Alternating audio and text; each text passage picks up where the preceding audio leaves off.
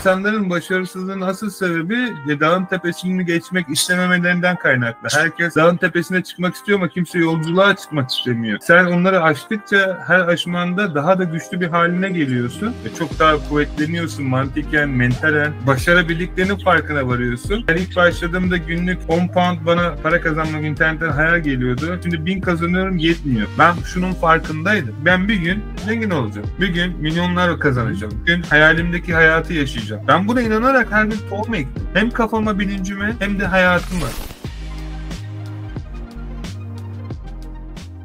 Ne yapıyorsun? Nasıl gidiyor? Vallahi hocam gayet iyiyim. Bir yandan işimle ilgileniyorum. Bir yandan bu işle ilgileniyorum. Çok keyifli bir hal almaya başladı. Vallahi sorunlar güzel bir hal almaya başladı. Sorunlar karşıma çıkıyor. Onlarla böyle karşılık verip çözmek de çok güzel oluyor. Herhalde. Çok keyifli olmaya başladı hocam bunlar. Yani her şey çok keyifli olmaya başladı. Bir an tıklı kaldım böyle.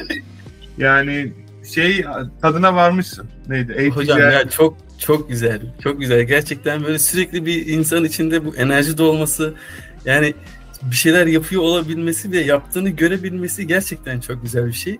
Hatta şu anda az önce de sizde kayıda başlatmadan önce bir müşteriyle yazışmaya devam ediyordum, yazışıyordum. Bir kargom gelmiş, yani kargom gitmiş, teslim olmuş. Müşteriye şeye gitmemiş. Yani teslim oldu mesajı gitmemiş ona. Ben de işte bunun sorularına cevap veriyordum. 5 Mart'ta bekliyormuş. Daha öncesinden gitmiş ama posta kutusundaymış. Ben onu yazdım. İşte cevap olarak. Amazon'dan baktım tabii hangi kargoymuş. Onlar şurada falan filan diye. Hemen onu Amazon'a kopyalayıp ona daha bir düzgün cümlelerle yazdım. Ondan sonra bir söylediğimi anlamadı. Posta odası yazıyordu şeyde.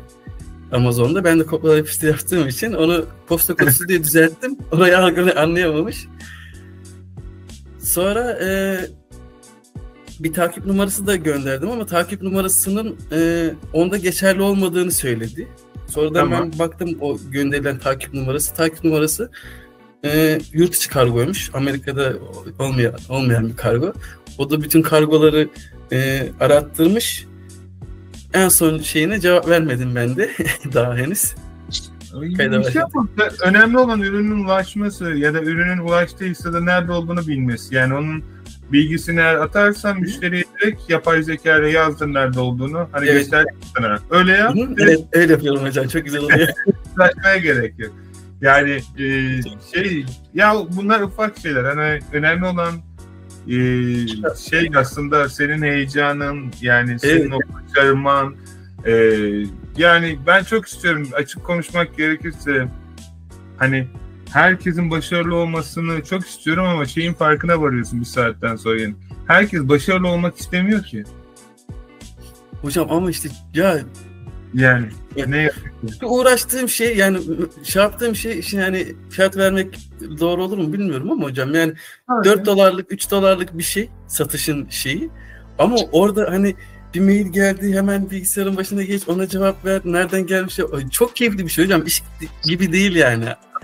Orada bir şey, sorunları çözüyor olmak, yapabiliyor olmanın farkında olmak çok güzel bir şey. Sebebini sana söyleyeyim. 1 dolarlık da olsa, 1 milyon dolarlık da olsa müşterine aynı davranan insanlar zaten milyon dolarlık şirketlere sahip oluyor. Çünkü sana güvenip senden bir hizmet alıyor. Ve emin ol, bu benim hayatımda kaç kere oldu. Benden böyle 3-5 dolarlık ürün alıp da ya da 10 dolarlık, 20 dolarlık ürün alıp benden neredeyse var ya 100 binlerce dolarlık ürün alan insanlar oldu. Çünkü niye biliyor musun? Hiçbir zaman sana paranın nereden geleceğini bilemezsin ama sen her müşterine milyon dolarlık bir müşteri gibi davranırsan o milyon dolarlık müşterin olur. Bunu da herkes anlamaz. Ben de anlamamıştım yıllar önce. Aman o 2 pound, 3 pound ne uğraşacağım. Ama senin yaptığın işine olan saygın ve onlara o verdiğin değer emin ol sana fazlasıyla geliyor. O yüzden hani sen işini iyi yap. Yani onların ne kadar parasının olduğu seni ilgilendirmiyor. Seni ilgilendiren şey senin sunduğun şeyi onların alması ve aldıktan sonra da onlara güzel bir şekilde ürünü ulaştırabilmen. Yani bir şekilde artık ne satıyorsan. Ve emin ol, gerçekten bu hayatta zengin olmak, başarılı olmak ve arka tarafında ekonomik özgürlük olmak çok kolay. Bunu anlamayan milyonlarca insan var. Bunu anlamamalarının sebebi altyapılarından kaynaklı. Halbuki niye zengin olamasın ki? Yani niye kendine inanmıyor ki? Halbuki tek işte ne bileyim stoksuz olarak sana ait olmayan ürünü koy, listele, satılsın gitsin. Niye bunu insanlar yapmıyor? Çünkü kendilerine o şekilde bir sanki. Bana öyle gidiyor biraz da. Yani hemen bir verdim 10 ver gibi bir şey var. Bir karşılık bekleme isteği var çoğu insanda. Ama yani bu şey olmadan, yani bu 3'ler 5'ler olmadan, o müşteri portföyünü oluşturmadan da onlar nasıl gelecek? İşte biraz diyorum ya sana, hayatta insanlar her şeye sahip olabilirler. Fakat neden sahip olamayacağına inanıyorlar. Çünkü öyle öğretilmişler. Bir de gerçekçi olalım, bunu insanların anlaması belki zaman alacak. Hani inşallah almaz ya. Yaratılma sisteminde bize çocukken hani okula git, işte ne bileyim maaşlı bir işe gir, garanti olsun için, sigortası olsun. Evet. Ama matematik yaptığında ömrünün sonuna kadar bile çalışsan hani 2-3 milyon Türk lirasını geçmiyor yaptığın şey. Yani mantık bulamıyorsun. Anlatılma gibi bir şey hocam o, ama biraz da hani coğrafya kaderdir şey biraz da doğru. Yani burada o çok bize empoze ediliyor. Yani coğrafya kader olsun, ne kadar çalıştığın hiç önemli değil. Sigortalı bir işin olsun. Hı-hı. Sabah git, gece yarısı gel, hiç önemli değil, ama sabit bir gelirin olsun. Bu sefer de insan nasıl yaşayacak? Nasıl deşarj olacak? Seni kalıba sokuyorlar. Yani evet. Bu kalıba sokuyorlar ki herkes gibi ol. Özel olma. Ama yaratıcı ya da ne inanıyorsan seni özel olduğun için yarattı bu dünyada. Evet. Halbuki o özelliğin sayesinde milyonlar kazanabilir bir insan. Ama olay para kazanmak değil benim aslında artık bu saatten sonra odaklandığım. Olay insan olabilmek. Evet, çünkü hocam, onu çok sizde çok iyi görebiliyorum bunu. Yoksa bu kadar yani bilgi işleyişi bilip de yani niçin uğraşayım da diyebilme şeyi çok var. Sebebi yani aslında çok basit. Ben de herkes gibi hani işte yani 25 yaşındaydım. Yanlış hatırlamıyorsam her şeyimi kaybettim. Yani maddi manevi olarak böyle çok büyük bir buhrandan geçtiğim zamanda hayatın neden yaşadığımızı, neden bu hayatın böyle bir düzeni olduğunu, neden paranın dünyayı kontrol ettiğini ve neden paranın sadece belirli insanlarda olduğunu ve akabinde de her şeyin hayatta değiştiğini gördüm ve herhalde bir 6 ay hiçbir şey yapmadım. 6 ay boyunca hep kitap okudum, yürüyüş yaptım. Sadece kendimi dinledim. Hani derler ya, mesela bizim hani Kur'an'da bile yazar mesela, ilk güya inan ikradır, oku. Hani ben buna çok kafayı taktım. Ve hani din olayından kaynaklı değil bu arada. Yani dünyanın gelmiş geçmiş en büyük dinlerinden biri olan Müslümanlığa bile inen kitapta ikra yazıyor. Yani oku diyor. Tabii. Ya oku da neyi oku? Yani Kur'an'ı oku diyor. Yani örnek veriyorum buradaki senaryoda, ama aslında bana göre, benim inancıma göre insanın kendisi de bir kitaptır. İnsan kendini okursa evrenin, kainatın şifreleri kendisindedir. Yani insanın istediği her şey aslında kendi içinde mevcut. İnsanoğlu yaratabilme gücüne sahip. Tabii ki yaratma derken yaratıcının... O anlamda değil. Tabii o anlamda söylemedim. Yani şimdi şöyle bir şey var. Sen bir şeyi hayal ediyorsan onu sana Allah nasip ettiği için hayal edebiliyorsun. Bu kadar boyutta inanıyorum ben. Ama demek ki sana yardımcı olacak. Onu verecek ki.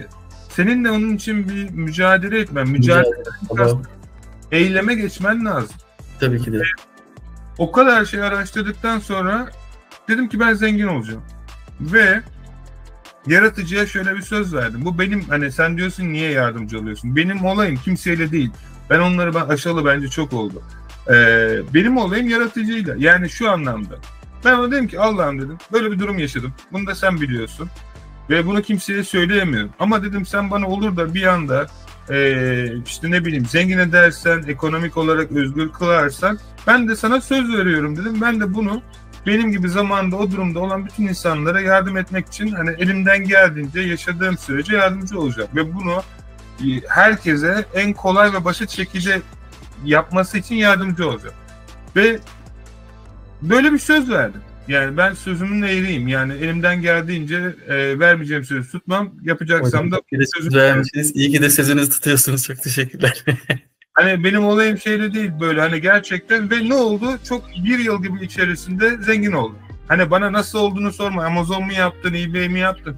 Bir anda her şey kendinden gelmeye başladı. Niye biliyor musun? Çünkü ben kendimi ona layık gördüm. Dedim ki madem böyle oluyorsa öyle de olur. Öteki türlü de olabilir. Ben buna inandırdım. Kendimi hipnoz ettim ve her yerden fırsatlar, iş teklifleri, paralar kendiliğinden gelmeye başladı. Ben de anlayamadım bunun nasıl bu kadar kolay ve hızlı bir anda olabildiğini.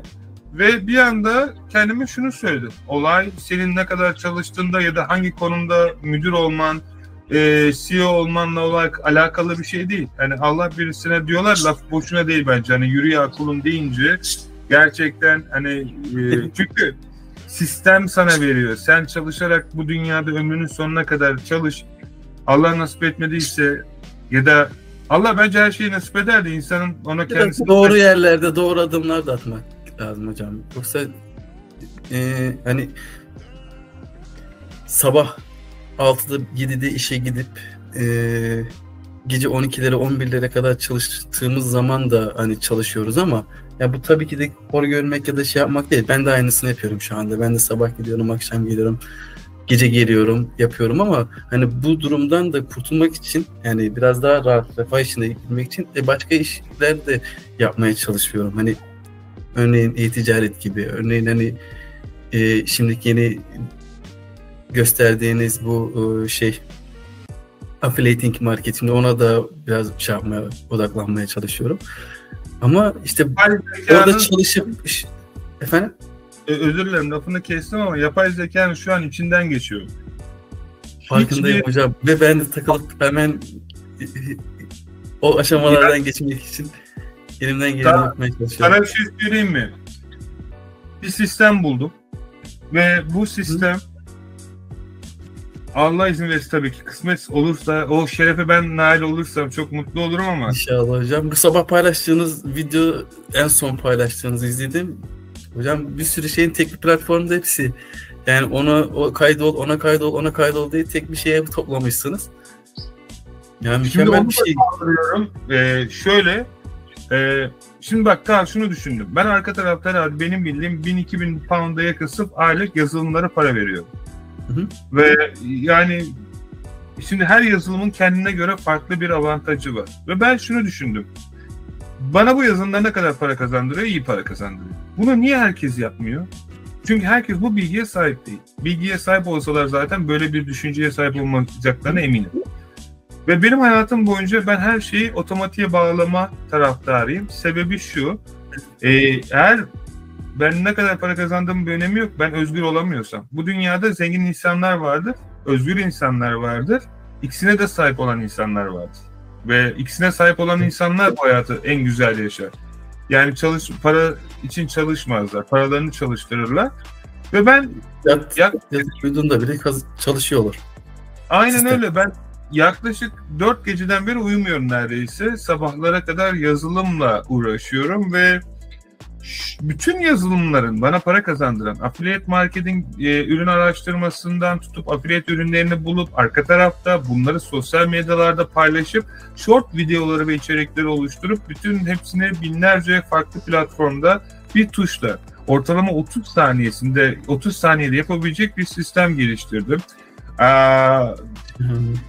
Bu benim 7 yılım aşağı yukarı gece gündüzümü alan bir şey. 30 saniyede yapılabileceğini hala da tam bitim son aşamalarındayım. %95 kaldı diye düşünüyorum.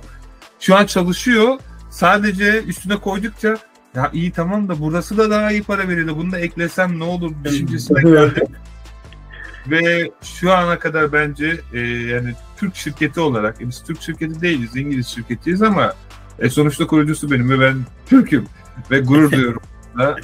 Ve Türkiye'deki herkesin özellikle mesela liseden çıkıp iş aramak yerine kendi işlerini kurmalarını sağlayıp hem de neredeyse sıfır sermaye denecek kadar az bir parayla çok uçak hani astronomik rakamlar kazanıp ümit ediyorum ki hem ailelerine güzel bir yardımcı olup, ne bileyim, annesine babasına ev alır, kendisine güzel bir gelecek kurur, ya da inandığı bir şey varsa bu sistemi daha da geliştirir, bizden sonraki yerlere ulaştırır. Çünkü benim hedefim, her zaman yaptığım şey 100 yıl sonra bile çalışacak bir boyutta olması gerekiyor. Yoksa hani bugün yaptığım şey yarın çalışmayacaksa kimse bunu bilemez, ama hani vizyonunu bilirsin. Yani tabii. Vizyon başka bir şey. Kesinlikle. Ve yani gerek eBay olsun, gerek Amazon olsun, bütün hepsinin bir satış platformunda çok hızlı bir şekilde çalışması demek ve bütün Türkiye'deki güzel kaynaklarımızı, ne bileyim, Bursa'da halılar var, havlular var, doku kilim var, İzmir'de aynı şekilde denizcilik üzerinde çok iyiyiz. Arka tarafında İstanbul'da çok büyük bir tekstil sektörü var. Tabii ki hani her yerde var. Edirne'de de aynı şekilde. Doğu tarafımız, Anadolu, yani yüzyıllar boyunca savaş olmuş bir yer. İnsanlar burayı neden almak istiyordu? Yani güzel toprağı olduğu için değil, oralar bereketli ve orada çıkan şeyler dünyanın çoğu yerinde yok. İngiltere bile dünyanın en güçlü ülkelerinden bir tanesi, ama çoğu şeyini Türkiye'den ithal ediyor buraya. Ve biz niye onlara kendimiz satmak yerine niye onlara verelim ki? Şöyle bir durum. Mesela Türkiye susam olarak çok, biliyorsun, benim ilk üniversitem ziraat olduğu için Türkiye mesela dünyada çoğu yerinde yüzde bilmiyorum ne kadarlık diyor, ama bayağı büyük bir marketi susam üretimi Türkiye'de. Türkiye'den yurt dışından susam alıyorlar, bize susamı simit yapıp bize satıyorlar. Evet. Biz de yapabiliriz. Niye bunu böyle bir saçma takılıyoruz ki yani? Fındığımız olsun, çayımız olsun, hep buradan en iyi şekilde gönderiyoruz. Bir de işin alt kısımlarını kendimiz parayla satın alıyoruz. Yani en kaymak tarafını veriyoruz. Bir de diğer benim anlamadığım parayla daha pahalı alıyoruz. Bir de benim anlamadığım şey, özür dilerim yine lafını kestim, çok güzel gidiyor çünkü şey kısmını da eklemek istiyorum. Şimdi mesela Türkiye'de satıcılar var. Bu arada satsınlar, saygı duyuyorum, ben de zamanında sattım. Zaten hatta ilk e-ticaret geldiğinde biz yapıyorduk oradaki şeylerin çoğunu ilk PayPal zamanlarında. Şimdi baktığın zaman Türkiye'de bir ürünü bir X platformda, adını vermeyeyim ama çoğu izleyen zaten anlar, şey olarak mesela aynı şeyi orada satmaya çalışıyorsun ve 5 Türk lirası kazanıyorsun, 10 Türk lirası kazanıyorsun. Fakat aynı emeği, belki daha az bir emeği gösterdiğinde burada aynı üründen 20 pound para kazanıyorsun ve aynı ürünü satıyorsun. Ve ben bu yüzden hani Türkiye'deki bütün üreticilerden çok hani rica ediyorum. Kendileri bilir tabii ki, ama ürünlerin aynısını yurt dışında satsalar ki çok kolay. Ve bu ürünleri yurt dışına, yani kendi başlarına satsalar 20 pound para kazanacak ve günde 5 tane satış olursa 100 pound, ötekisinden 25 lira kazanacak, birinden 100 pound diyelim, örnek veriyorum, kar marjı olarak. Tabii ki bu milyonlara çıkıyor.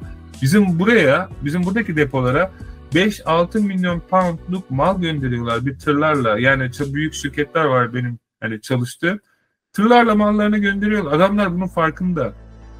Yani keşke herkes onların gördüğü gibi görebilse, harekete geçebilse. Ne yazık ki şeyi çok fark ediyorum.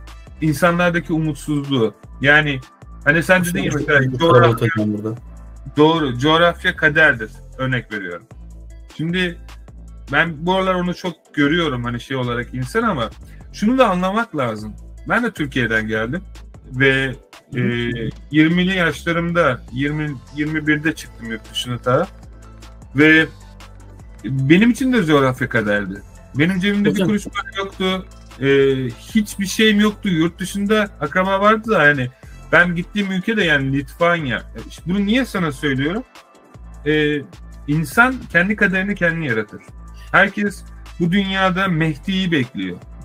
Maalesef. Hocam biraz o coğrafya kader kısmı bence şey ya hocam, tabularını kırana kadar. Yani onu kırdıktan sonra diyorsun ki böyle bir şey tamam beni buraya kadar getirdi ama yani ben evet böyle sanıyordum ama işte böyle değilmiş aslında. Yani hiç kaderlikte bir şey yokmuş. Hatta bunları gördükten sonra bu krizi fırsata çevirebilmek aslında daha iyi bir başlangıç olabiliyor. İşte onu anlatmaya çalışıyorum. Ben Türkiye'de ne şartlarda çalıştım. Yani gece gündüz şehir merkezlerinde uyuduğumu bilirim ben. Telefon başında müşteriler aradığı zaman uyanırdım. Öyle satış yapardım ben. Ama ne oldu? O kadar zor şartı gördükten sonra yurt dışına bir geldim. İstediğim her şeyi yapabiliyorum. Hem de 10 kat daha iyi. Niye biliyor musun? Evet.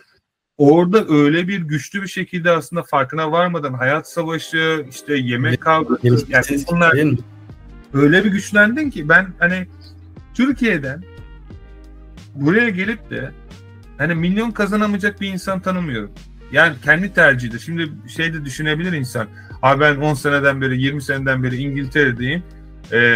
Hala işte ne bileyim asgari ücret alıyorum İngiltere'nin parasına göre. Ama anlamadığı nokta bu abi, dünya... Ben buradaki hayatı orada sürersen aynı şeyi yaşayacaksın. Evet. O değiştirmedikten sonra mentalite fark etmiyor ki. Aynen yani öyle. Orası. Sen gel. Sadece isimler değişik.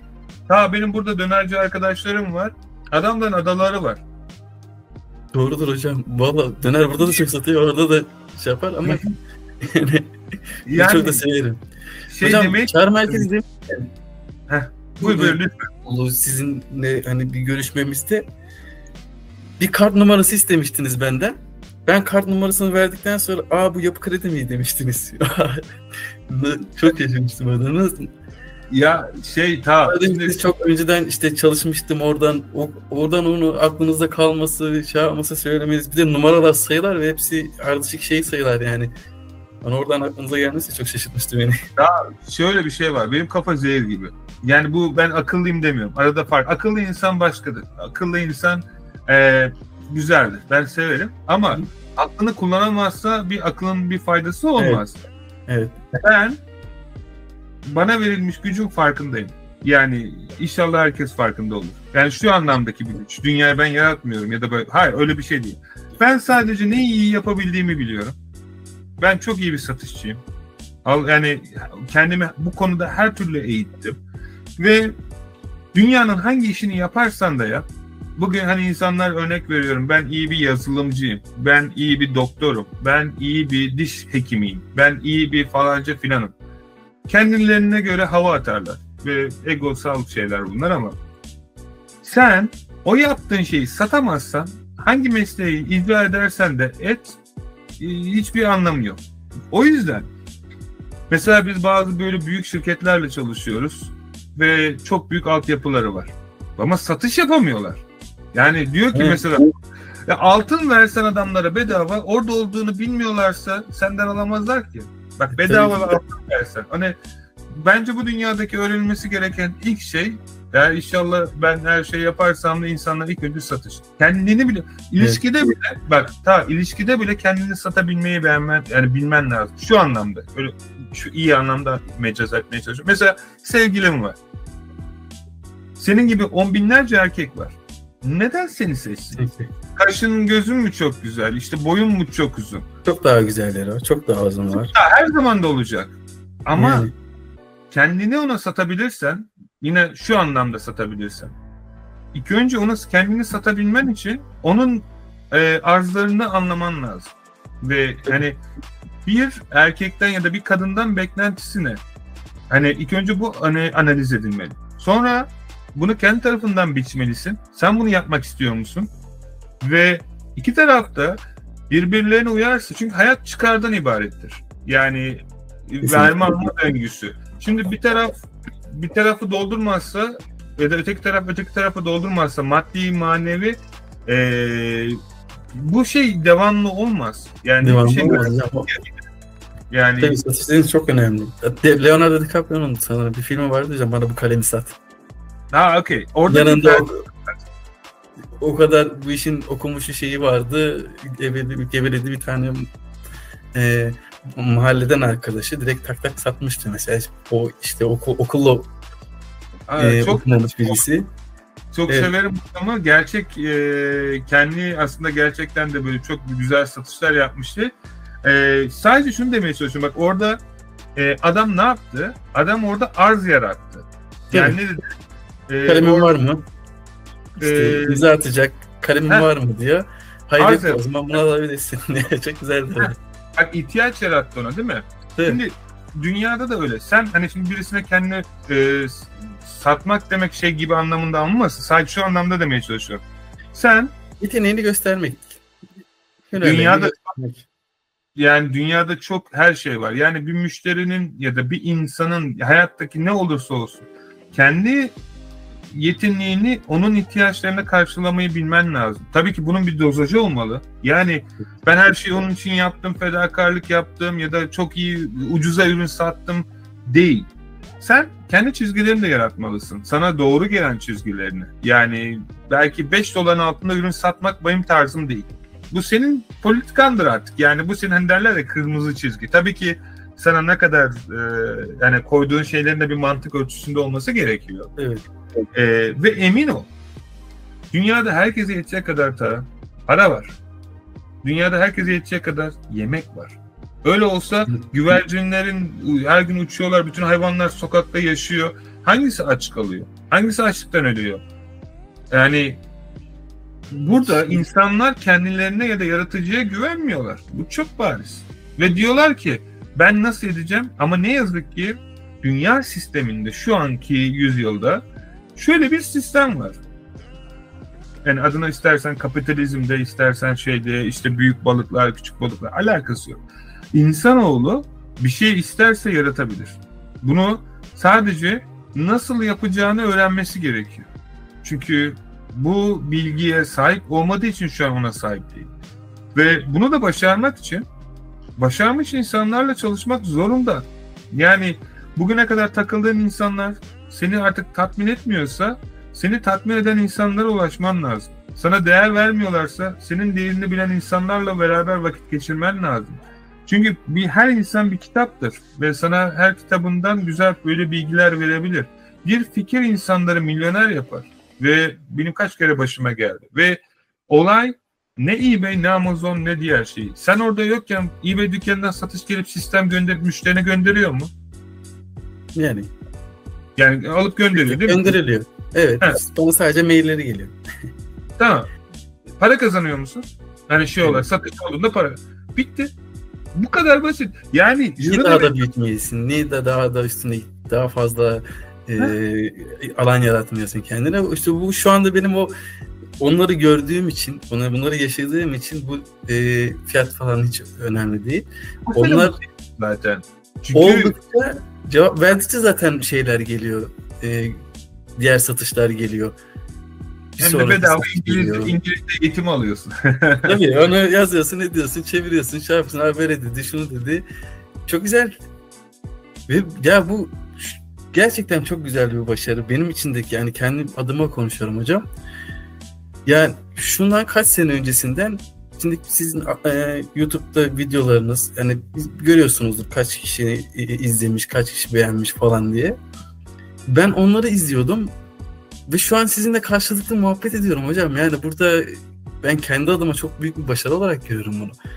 Yani ya, hem öyle ama çok kişi izliyor, görüyor, düşünün ama nasıl direkt adım atmadıktan sonra, yapmaya çalışmadıktan sonra, üstüne gitmedikten sonra, yani ilk hatada olmuyor bu be, işte şu kadar zarar ettim deyip geri dönmedikten sonra bir şeyler gerçekleşiyor, oluyor ve şu an yani daha da ileri gidiyor. Eminim ki daha da ileri gidecek. Daha da şeyler olacak. Farklı bir şey gördüğüm zaman, fırsat gördüğüm zaman bu sefer daha bir korkusuzca adım atacağım mesela.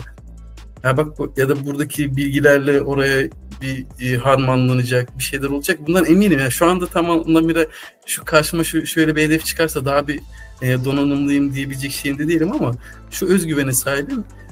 Bir şeyi gördüğüm zaman rahatlıkla üzerine gidebilirim. Yani yapabilirim. O şey değil. Aslında sana bir şey söyleyeyim, bak para matematiğini ben gerçekten hani şey olarak bildiğime inanıyorum. Yani tabii ki her gün ben de yeni şeyler öğreniyorum. Diyorum ya, yapay zeka ile sistemin içinden geçti. Şimdi kimse bilmiyor. Yarın bir gün o yazılımı kullandıklarını da anlayacaklar ama şunu demeye çalışıyorum. Şimdi senin için aslında otomatik olarak yapılması gereken süreç bu. Bak sadece bunu kafanda, bunu belki bir yıl sonra yaparsın, sen demiştin dersin. İnşallah da dersin, güzel bir şekilde olacaksa tabii. Bak bu dükkan ortalama olarak 6 ay sonra senin için 3.000 ile 5.000 dolar ya da işte 10.000 dolara kadar bir ciroya rahat çıkacaktır. Bundan sonra tabii bu garanti değil ama hani doğru bir şekilde ilerlerse olması gereken şeyi söylüyorum. Genel olarak bütün binlerce yönettiğim hesaplar. Bunu bir yıl boyunca bu şekilde devam ettireceksin. Tamam mı? Sonra bir yıl içerisinde bir şirket kurup Bunu şirket hesabına çevireceksin ki bunu istediğin zaman da çevirebilirsin şimdi bile. Sonra, hatta şimdi yapsan örnek veriyorum daha iyi olur. Evet, sonra kafamdaki o size soracağım sorulardan bir doydu. Şirketin bir yola ulaştı mı? Okey. Şirket aylık olarak ne kadar para kazandırıyor bu otomatik sistemde? Hem de hiç elemanı olmadan. Yani diyelim 5.000 pound. Tamam. Şimdi bunu internet sitesine artık şirket, yani senin şirketini bu otomatik sistem sana hiçbir şey yapmadan pasif 5.000 dolar kazandırıyor mu? Kazandırıyor. Örnek rakam veriyorum. Tamam. Buna gideceğiz. İnternette satışa çıkartacağız. Ve bu şirketi milyon dolarlık insanlar gelecek, tutup da eBay hesabı açmaz onlar.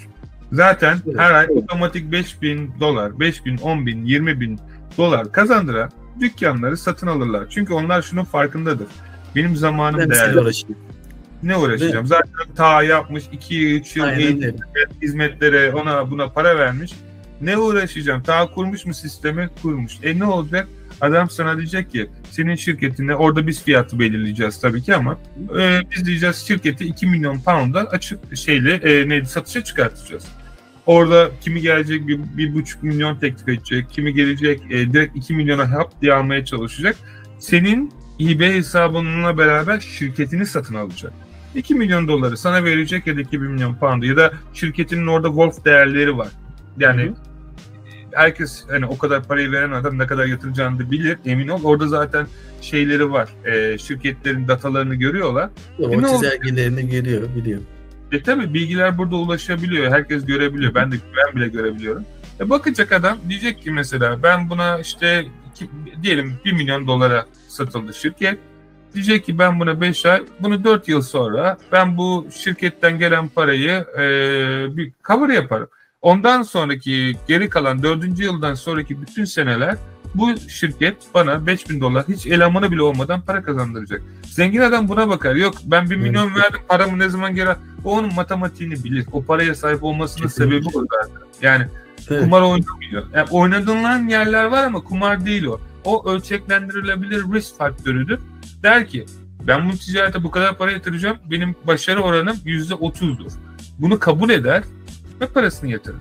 Ya da der ki bu ticaret iyi gidiyor, %70'tir. Daha fazla koymaya çalışır hatta. Ama hani daha üst büyütür. Yani halihazırda bütün zararlı kârı önünde olan bir şey hocam. Yani kumarlık hiçbir şey yok ve dediğiniz gibi bizim de hani görmediğimiz, yapmadığımız çok şeyi bildiğinde, bir de en şeyi niçin bir sene 2 sene uğraşsın? Niye işin ceremesini çeksin? Ben çektim. O şey yapacak.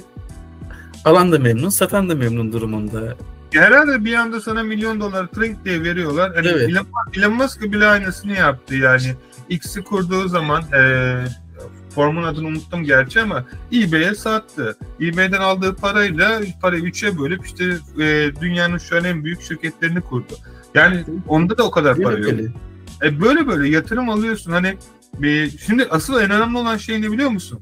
Sen 1 milyon kazandın. Ondan sonraki hayat senin. İster çalışırsın, ister ömrünün sonuna kadar o parayı yersin. Ya da zaten bunun artık nasıl yapılacağını biliyorsun. Senin normalde 3 yılda kursörlüğü artık 3 haftada aynısını yapabilirsin. Evet. Biliyorsun daha o şeyi değil mi? O algoritmayı biliyorsun, o şeyi biliyorsun.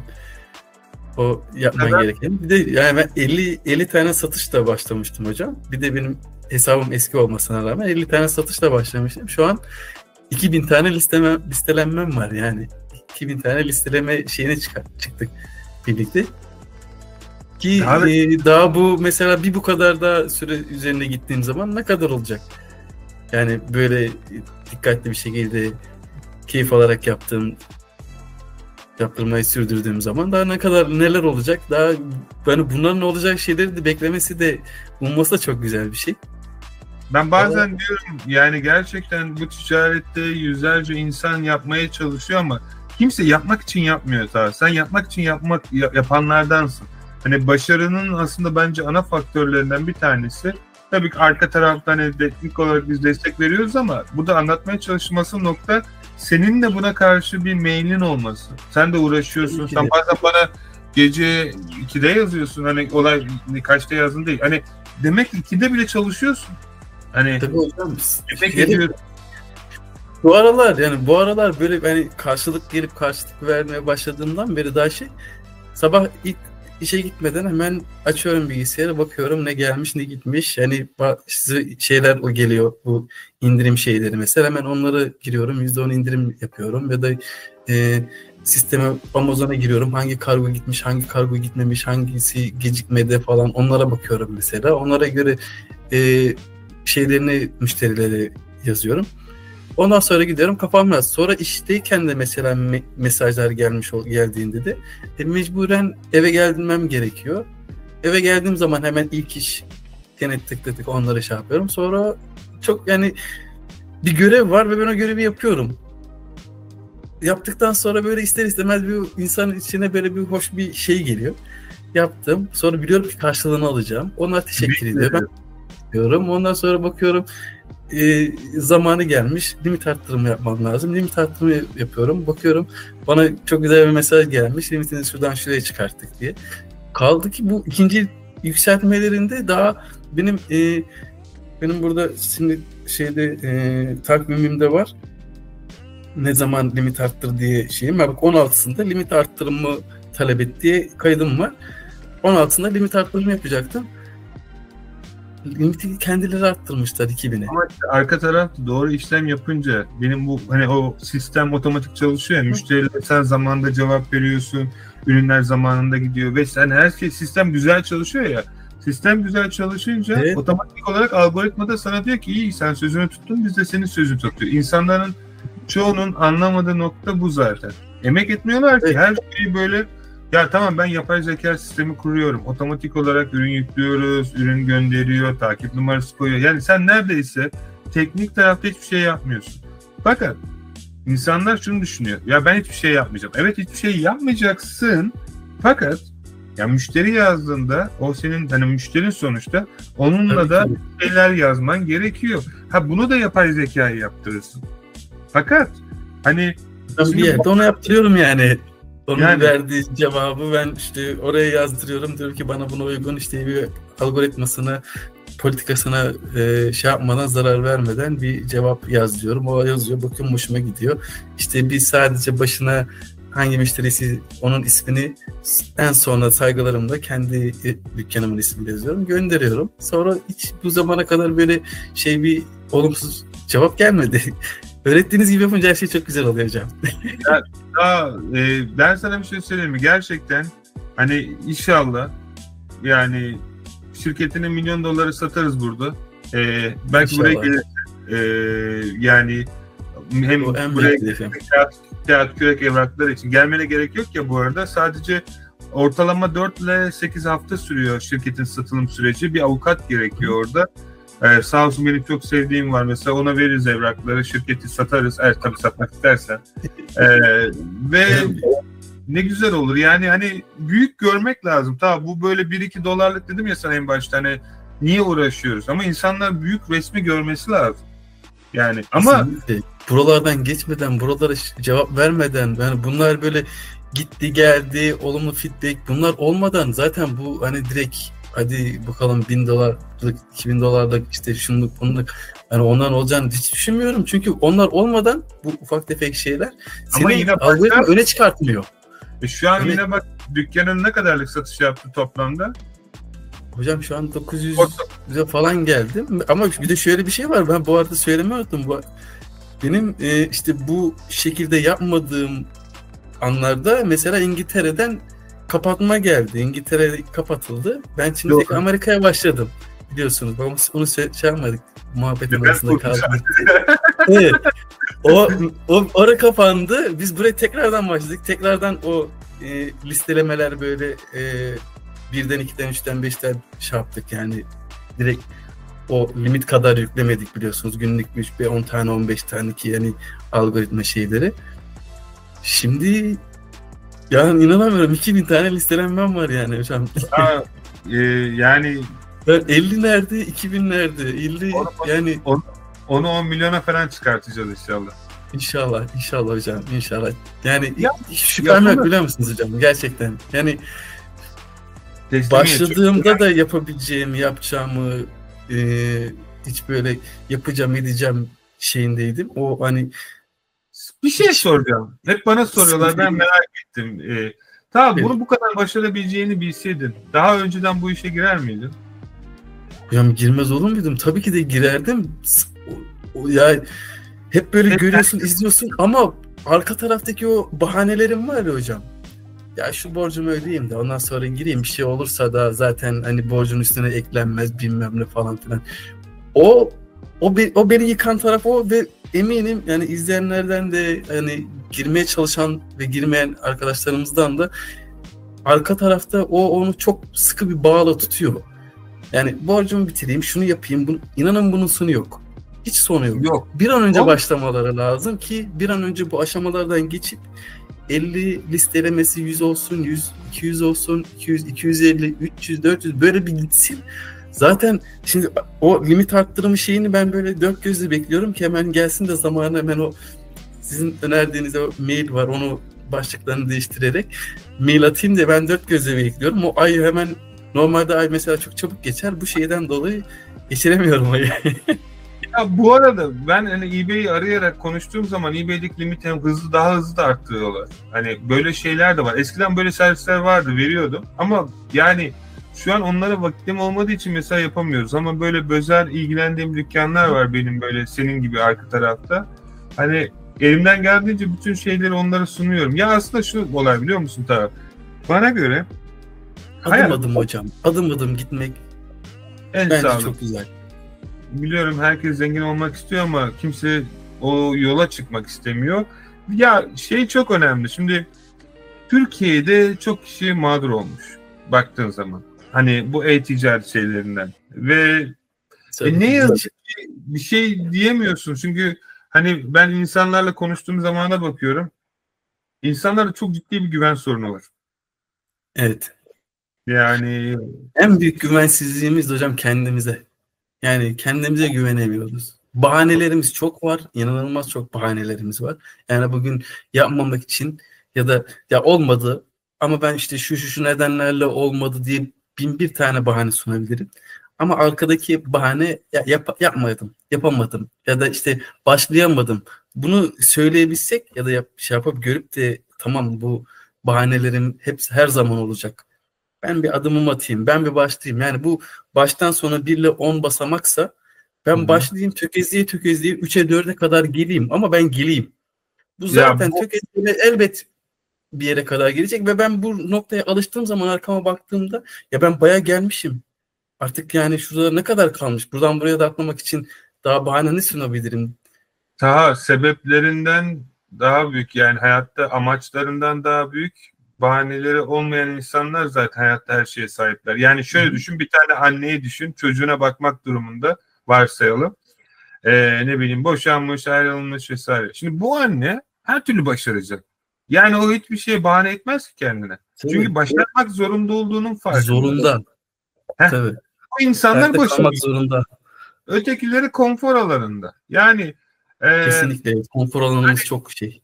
yani yapsam da olur. Ya deneyeyim, ha bundan para kazanırsam. Ha işte, çünkü yani yapmasa da o hayatı yaşamaya devam edecek. Çünkü kafada hep şey var. Yani hani nasıl olsa bir işe girer çalışırım. Yani olsa Hocam da hani olur. açlıktan ölmeyiz. Gene Allah yani kimseye açlıkla sınamasın, kimse aç kalmasın, gitmesin ama yani aç kalma, az önce başta da söylediğiniz gibi yani aç kalmak, hani karın doyurmak başka ya da yaşamak başka. Yani çok şey bir durum. Ben bu evdeyken sadece mesela maillere cevap veriyorum. İşte ne gelmiş ne gitmişe bakıyorum. Her şey bir deneyimdir ya hocam. O deneyimi yaşamadan yok bir şey olmuyor. Başlayamıyorsunuz hiçbir şeye. Bir konumu araştıracağım, yeni bir şeye mi bakacağım ya da sizin o videolarınızı tekrardan mı izlemem gerekiyor? Hemen Hı hı. topluyorum, bilgisayara gidiyorum. Geçen mesela atmıştım size de. Hemen gidiyorum kafeye, açıyorum. Orada çünkü kafamı dağıtmamak için oraya gidiyorum. Takıyorum kulaklıklarımı hani kimseyle şey olmamak için. Ama evdeyken öyle olmuyor. Evde sürekli bir şeyler ilgili çekiyor. Ha şurada bir oturayım, şurada bir şey yapayım, ha şuna bakayım, şuna yazayım. Ama oradayken kafeye gittiğim zaman onu da sizden yine kopya çekmiştim. Şeyde kahvede şeyinde, kafe işinde o ilk izlediğimiz zamanlarında. Artık ben de Yani yapamıyorum. Yani eskiden o dediğim doğru ama şu an mesela bunu yapamıyorum. Çünkü şeye inanmaya başladım bu aralar. Eğer bir şey yapmam gerekiyorsa o şeyi o anda yapıyorum. Nerede olduğum bir önemi yok. Evet. Ama dışarı O tabii. çıktıysa Hı hı. bir şekilde çalışmıyorum. Yani niye biliyor musun? Ben yani çalışmıyorum derken yani daha demin ormanın parkta yürürken meetingdeydim. Yani yapmamam gereken bir şey fakat çok sevdiğim bir insan hani çok değer verdiğim bir Bazı insan. istisnalar olabiliyor. Tabii yani ben hani hem dostluğumuz da var hem de aynı şekilde işte yapıyoruz ama şunu demeye çalışıyorum.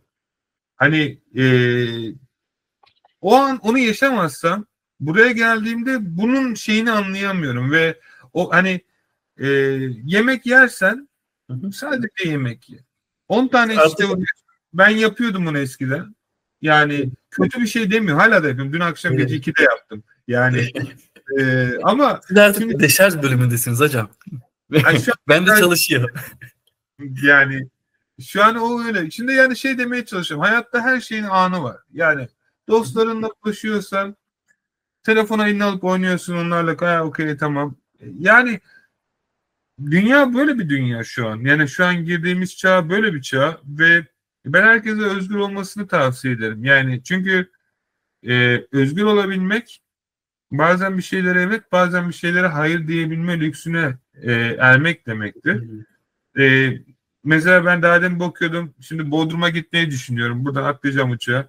4 saat sonra bir tane otelde böyle hop oradan çalışacağım. Ama şunu da çok iyi farkındayım. Ben Bodrum'a gidersem çalışmam. Eğlenirim.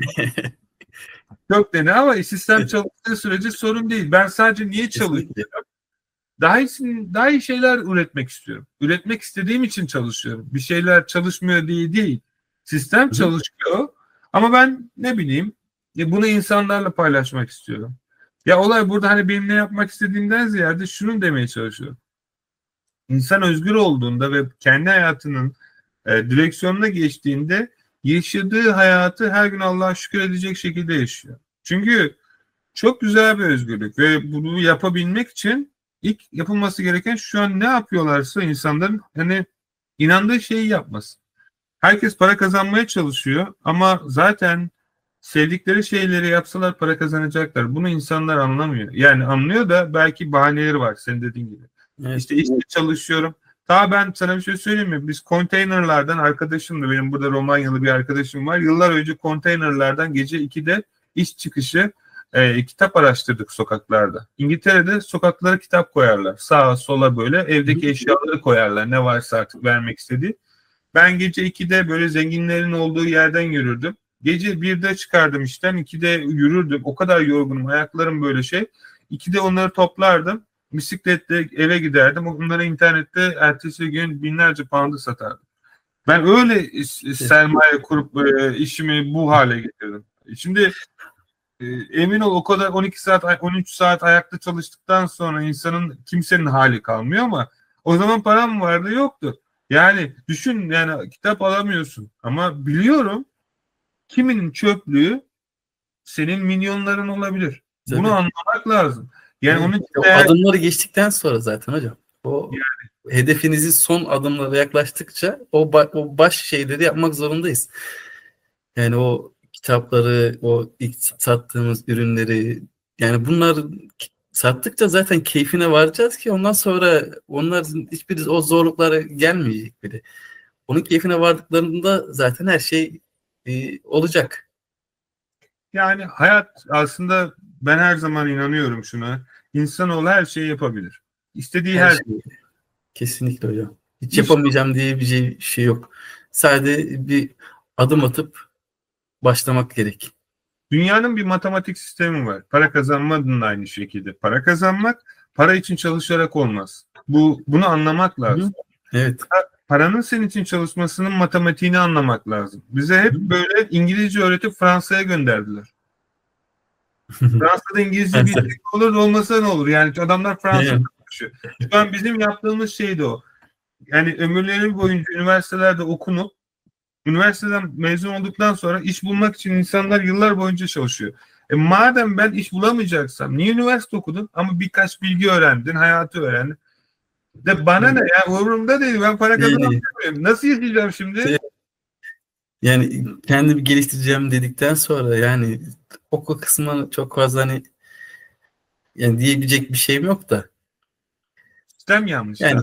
Yani şu an kesinlikle çalıştığı hocam. sistem belki 1960'larda, 2000'lerde çalışabilir. Saygı duyuyorum.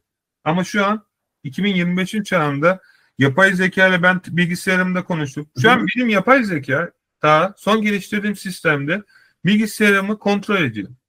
Sadece komut veriyor. O Yani kadar. Ya şaka gibi. ya bir de şu sistemin hocam bu Para sistemin kazandırıyorum, para kazandırıyor. Ya düşünsene de 10, yani diyorum ki mesela 100 poundlık bana satış yap bir şekilde. Çak affiliate'i koyuyor, çak video yapıyor, oradan ürün yüklüyor. Böyle 5 dakika bekliyorum. 6. dakika $100 satış geldi. $100 kar. Ve böyle ağzım açık, önümde bir bilgisayar var, aklım var. Bu ayrı bir şey. ama tabii. Ona söylüyorum ne yapması gerektiğini. Forex bile yaptırtabiliyorum. Ve diyorum ki 100 pound kazandır. Bana 5 dakika içerisinde garanti bir şekilde, bunu garanti diyemezsin ama ben de bildiğim için ona verdiğim komut önemli. Bilgisayarıma giriyor ve istediğim her şeyi yapıyor. Ve dediğimi yaptıktan sonra çat diye para kazanıyor ve insan şunu düşünüyor. Neden 1 milyon olmasın? Neden 10 milyon Değil olmasın? mi? 100 milyon olmasın? Çünkü yapıyor. Tek yapman gereken daha çok büyük bir sistem. Ve ben sabırsızlıkla mesela Nvidia'nın yeni çıkartmış olduğu yapay zekanın son sürümü olan bilgisayarı bekliyorum. Dünyanın en büyük serverlarına sahip bilgisayarları şu an bu kadarcık bir bilgisayara koymuşlar. $2000 yakın bir para. Çıktığı zaman en aşağı 5-10 tane alacağım. Wow. Süper hocam. Onlarla neler yapabileceğimi düşünemiyorum böyle. Diyorsunuz siz İnanılmaz kendinize. Değil ileri, mi? inanılmaz ileri derece teknoloji bir. İkincisi e, neredeyse onların bana sunmuş olduğu ağla bütün dünyaya ulaşabilirim. Şu an da ulaşabiliyoruz. Şu an teknoloji çok ileri bir seviyede. Evet. Fakat o Çalışma bilgisayarlar çok hızlı. çok hızlı erişim şeyi Yani ağı düşünsene, çok fazla. bir video editi için normalde mesela bir video yapıyorsun. Videonun uzunluğuna göre değişiyor. Video editlemek için 5 dakika bekliyorsun ya da 10 dakika ya da 20 dakika videonun uzunluğu yaptığın edit. Ona komutu verdiğinde 5 saniyede edit bitti. Hayatta ne kadar hızlı bir şey yapabileceğini düşünebiliyor Evet. musun? Onlarca eBay dükkanı açtırabilirsin ona ve yapay zekada hata oranı çok düşük. Evet. Yapıyor tabii ki hala bazıları beta sürümde ve her gün ilerliyor. Ve düşünsene yani konuşarak komut veriyorsun ve sana çat diye para kazandırıyor. Ve bundan sonra sen neyi düşünürsün ki daha? Bundan sonra düşüneceğim şey bir fırsat hemen gördüğümü atlamamadır. Valla bence herhalde Geldi. dünya hani vardır ya filmlerde böyle dünya şeyini döndürsün. Nereye gideyim? Tık. Tık. Ya olay gitmek de Evet. değil yani. Yapabilirsin. Şu an bile yapabilirsin. Yani, Hepsi haz hocam onların. Sonunda yani hazzı yaşadıktan sonra bir başka bir şeylere yönelmek gerekiyor ya, şey olarak. Yani git tamam. Şimdi ne yapmam lazım? Şimdi de sizin o şeyiniz de altyapınız da var. Şimdi de öğretmem lazım. Şimdi paylaşmam lazım. Sizin o sekmeniz de açık bir anda. Yani yönelebileceğiniz çok şey var. Donanım var, apolet var. O yüzden inşallah sizin gibi olurum ben de. İnşallah daha iyisi olursun. Tabii ben sadece her zaman şeye odaklıyım. Bu dünya verme alma dünyası. Ne verirsen ben Tabii. ya bak ben böyle şeylere inanmam. Verdikçe geliyor zaten hocam. Paylaştıkça, verdikçe hani bir ister, bir verirsin, bakarsın 5 gelir. Bu normal şeyde ticarette de bir hocam ben esnaflık yapıyordum.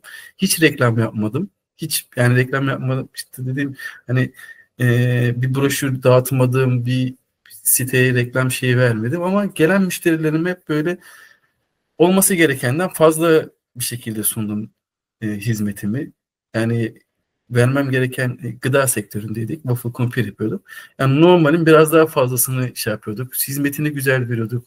Soruyorduk nasıl beğendiğiniz, beğenmediğiniz yerler var mı falan diye. Onların o geri dönüşleri bize hep farklı müşteriler olarak geldi. Hiç işte falanca kişi önerdi, şuradan geliyorum. İşte falanca kişi önerdi, şuradan geliyorum. Hep böyle oldu.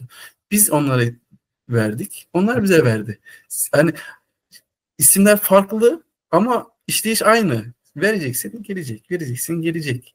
Tabii böyle şeylere ben çok inanmam. Hani şu anlamda inanmam. Tabii ki şu anki kafa yapısıyla tabii ki inanıyorum. Yaşadığım şey olduğu için ama şimdi bu dünyada insanların görmediği bir dünya daha var. Bu dünya farklı boyutları, insanların ötesinde, Bu arada çıkıyor karşıma o da. ruhların da görebildiği ve ruhların da olduğu farklı evrenler. Buna inanmak zorunda değilsin ama ben bir gün astral seyahat yaptım ve bunu isteyerek yapmadım tabii ki ve astral seyahatte evrenin bazı bilgileri ve bilimleri bana çok şanslı olduğunu düşündüğüm bir an bence bana bildirildi ve orada öğrendiğim çok büyük bir kadim bilgi vardı ve o yaşlı kadın, yani kimse o bilmiyorum, bana çok büyük öğretiler öğretti ve bana evreni ve kainatı gösterdi. Çok farklı bir yerden ve ağzım açık kaldı. Bütün yıldızlar, hilal ve diğer her şeyi gördüm.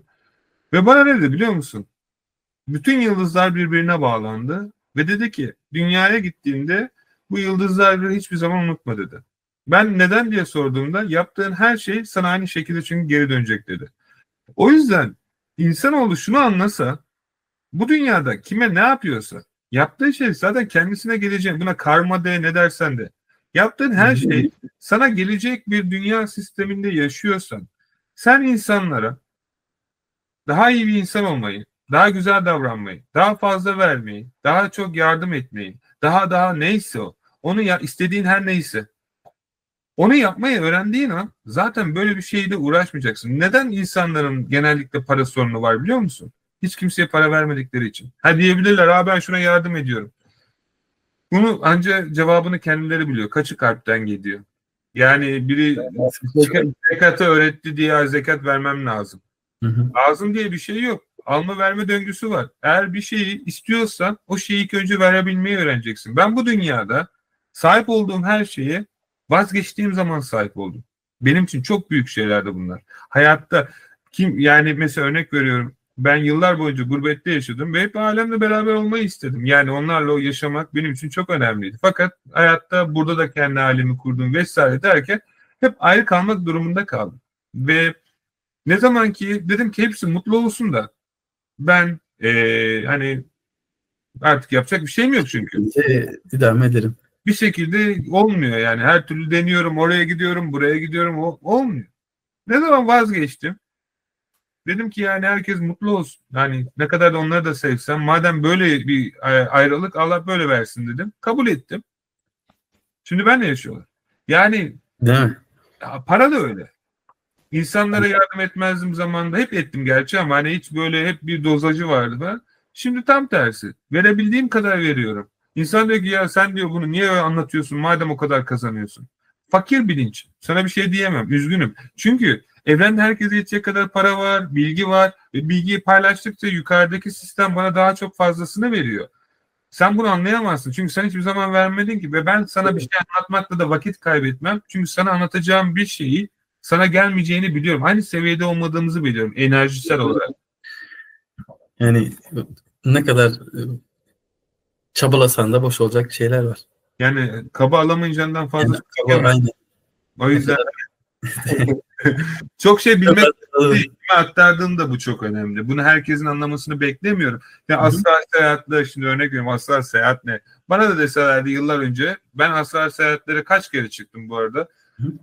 Hiçbir şeyin böyle olmadığını, diğer boyutlardaki insanları, diğer boyutlardaki canlıları görmeseydim ve onlar bana bu bilgileri sunmasalardı ben bugün yani hiçbir şey olmazdı ki. Yani olurdu belki ama ya insanlar zamanında yani Hızır diyorlar. Hani herkes bir şey olduğu zaman Hızır gibi Hızır yetişti derler. İşte ne bileyim eski alimler ne bileyim bir yerden kapıyı açarmış diğer yerden Kabe'den çıkarmış. Yani doğru yanlış bunu tartışmıyorum. İşte ne bileyim işte büyük peygamberler denizi yarmış, ölüleri diriltmiş. İşte tabii biz peygamber değiliz ama şunu demeye çalışıyorum. İnsanlar bunun mümkün olabileceğine inanıyor. Diyor ki çünkü yaratıcı tarafı. Ama yaratıcı bizi de yarattı. Niye bize de böyle bir ne bileyim bu özgürlüğü vermesin? Verir. Sen istedin mi? Evet çok istedim. İnandın mı? Yani söz ağızdan çıktı mı tamam kelime de ne kadar sen arkası derin isteyerek, içeriden inanarak söylediğin önemli. Ya da verdiğin zaman 5 lira verip de çok böyle hani içinden gelmiştir, o kadar vardır, şey vardır, onu verirsin ama öte yandan milyonları verir, o senin 5 liran daha kıymetlidir. Daha insan istemeyi bilmeli. İstemeyi bilmeli derken kalbinden istemeli ve istediği şeye zaten sahip olmuş gibi yaşamalı. Bu Hazreti İsa'nın insanlara zamanında söylemiş olduğu güzel ayetlerden bir tanesi, orada öğretmeye çalıştığı şey, bir şeyi dua ettiğinizde olduğu gibi kabul ettiğini düşünün. Allah'ım bana ne olur bunu ver deyip bekleyişe geçmeyin. Bekleyiş de bir eylemdir. Ve hep beklemede kalırsınız. Hani çoğu insan zengin olmak istiyor ve niye olamıyor biliyor musun? Aynısını ben de yaşadım. Hep bekleyişteler. Yani şu anlamda. Şu iş bitsin olacak, şu iş bitsin olacak, evet, şu proje bitsin. Bir gün kendime şey dedim. Oldu ya. Oldu. Yani evet, ruhen inandım artık. Yani daha beklemek istemedim. Ve bir anda o şeyler kendiliğinden geldi. Yani bir şey istendiği zaman A noktasından Z noktasına gitmene gerek yok. A noktasından direkt Z noktasında olman gerekiyor. Ki Z noktasındaki sen hayata nasıl bakıyorsun? O zaman o şeyler geliyor. İnsanlar 1 milyon kazanmak ya da diyelim ki 10 milyon kazanmak için ömrün boyunca çalışıyorsun. 10 milyon pound'u kazanmak için yıllarını verebilirsin ya da kendine şu soruyu sorabilirsin. Eğer henüz 10 milyonun yoksa. 10 milyon pound'um olsaydı ne yapardım? Şimdi düşünce sana kapıların açılmasına sebep olur ve şöyle yaparsın. Evet, 1 milyonla ev alırım. Diğer kalan paranın 4 milyonuyla şunu yaparım, şunu yaparım, bunu yaparım. Ve bir anda böyle önüne şeyler çıkmaya çalışıyor. Hayat bir anda şekillenmeye başlıyor. Ve bir anda sen 10 milyonluk ya da neyse o biçtiğin değer ya da hayatta ne istiyorsan o değerleri kendine yüklüyorsun. Ve bir anda o kişi olduğun için kafasal ve ruhsal olarak o şeyler sana kendiliğinden otomatik geliyor. Yani hayatta herkes böyle derler ya, işte hani manifesting şeyleri vardır, işte 2 dakikada köpek gibi sürünecek sana geri. Aslında bak, bir kısmı doğru. Çünkü niye biliyor musun? Benim öğrendiğim gerek Jose Silva olsun, NLP teknikleri olsun, ben hepsinin içinden geçtim. Ve öğrendiğim tek bir şey var. Gerek Tesla olsun, Nikola Tesla'nın bayağı bir şeyi var. Bu dünyada bir simülasyonsa ve bu simülasyonda istediğin şeyler senin etrafındaysa sen o kişiyi gerçekten hayatına geri getirebilirsin. Ya da istediğin her şeyi hayatına çekebilirsin. Çünkü niye biliyor musun? Eğer sen yukarıdaki bir seviyedeysen, ondan daha yukarıdaki bir seviyedeysen, o otomatik olarak sana o enerji gelir. Bu en büyük enerji aşk, doğa, sevgi enerjisidir ama şunu demeye çalışıyorum aslında. Bütün yüce insanların tarihte bu kadar tanınmasının sebebi diğerlerinden fazla böyle yüksek enerji olmasından kaynaklı. Yani bu şu anlama geliyor. Sen yukarı doğru çıktıkça aşağıdaki enerjiler sana gelir. Örnek veriyorum, şöyle söyleyeyim. Çok ünlü bir pop sanatçısın. Ve seni seven milyonlarca insan var. Düşünsene böyle, ne bileyim, kızlar, çocuklar duvarına posterini atmış, sana bakıyor böyle, hani eski olur ya böyle, senin için böyle ne kadar iyi. Evet. Ta bir düşünsene. Bu dünyadaki insanlar niye daha yukarı çıkıyor? Çünkü düşünsene, çocuk gibi böyle gencecik birisi ona böyle aşık gözlerle bakıp sevebilir. Nasıl sevdiği tartışılır, o onun dünyası ama seviyor, imreniyor, görüyor. Sürekli nasıl bir enerji gönderiyor. O da enerjiyle çok canlı kalıyor, değil mi? Çok doğru, evet. Düşünsene, sende nasıl bir güç olur? Bunu milyonlarca insanın yaptığını düşün. Evet. Sen nasıl hissedersin ta? Durdurulamaz. Tabii ki de. Çünkü ve sen bu piramidi anladığın zaman ve daha çok kişi seni takip etmeye, hani şey anlamında, eski milattan önceki zamanlarda böyle bir şey yoktu ama yine insanlar zirvedeydi. Nasıl başardılar? Yine aynı şey. Sen ortaya güzel bir şey çıkarttığında insanlar ve bütün evren ruhani olarak da seni yukarı çıkartır. Eğer amaca hizmet ediyorsa bu yaptığın şey, sisteme hizmet ediyorsa. Sen sistem için çalışırsan sistem senin için 7/24 çalışır. İnsanlar zengin olmak için çalışıyor ama sistem için çalışanlar sadece zengin oluyor. Çünkü sistemde insanlar birlik için çalışır, diğerleri bencillik için. Yani ben biraz daha şunu keşke bunu insanlar anlasa. Ben de zor yoldan öğrendim, öğrettiler ama hayatta ne olursa olsun ben şuna inanıyorum. Yapılan her şey aslında bir amaca hizmet ediyor. Bu amaçta bu yaratılmış dünya sürecinde insanın ruhunun gelişmesi. Bunu da yapabilmek için de Kesinlikle. aydınlanmalar gerekiyor. Vallahi öyle yani. O aydınlandım mı? Tamamdır. Tam aydınlanma gerekiyor dediniz. Bir ışık vurdu hocam size. Aynen Ben mi çok şeye bakıyordum de. flash şey oldu da yani hayatta ne olursa olsun yani genel olarak ben hani herkese şeyi tavsiye ederim. Para için çalışmayın. Bunu anlamak biraz zor. O zaman nasıl para kazanacağız sorusu gelecektir. Şöyle, zaten siz milyon dolarlık ya da milyon dolarlık bir yeteneğe sahipsiniz. Bunu henüz bilmiyorlar. Kimse bilmiyor. Bunu bulmaya çalışın. Gerekirse kendinize tatil verin. Kendinize zaman ayırın. Ben bu dünyada neden yaşıyorum? Amacım ne? Neye hizmet ediyorum diye kendilerine sormaları gerekiyor. Yani bir insanın yaratıldıysa bir amacı olmalı. Yaradan bu kadar şeyi anlamlı yaratan bir şey biz amaçsız göndereceğini şahsen düşünmüyorum ben. Tabii herkes inancına da saygı duyarak. Fakat belki sen dünyanın en iyi yazılımcısın ama gidiyorsun mutfakta aşçı olarak çalışıyorsun ve şikayet ediyorsun. Böyle yüzlerce örnek var. Yani McDonald's'la ya da farklı yerlerde çalışıp keşfedildikten sonra NBA'de şu an maç başına milyon dolarlar kazanan basketçiler var. Yani bunlar gerçek. Örnekleri çok fazla. Futbolcularda da var.